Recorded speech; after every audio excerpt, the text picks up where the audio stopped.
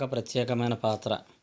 ఈ మిరియాలను ఉపయోగించి మనము ఎంత ఆరోగ్యం పొందొచ్చు అనే దాని గురించి వివరించి చెప్తారు అమ్మగారు. వినండి. మిరియాలు ఇలా ఉంటాయి, మనకందరికీ తెలిసిందే. కాకపోతే అందరికీ మీకు మళ్ళీ ఒకసారి చూపిస్తున్నాను. ఈ మిరియాలను ఉపయోగించి ఏం చేయాలి అనే దాని గురించి అమ్మగారు చెప్తారు, వినండి. ఈ మిరియాలు పొడిని చేసుకొని డబ్బాలో పోసుకొని ఉంచుకుంటే అన్ని రకాలుగానే వాడుకోవచ్చును. ఇప్పుడు దగ్గు కానీ, జలుబు కానీ, ఒళ్ళు నొప్పులు కానీ వచ్చినట్లయితే ఆ పొడి కలుపుకొని ఇన్ని పాలలో వేసుకొని తాగితే అన్ని రకాలుగా తగ్గుతుంది.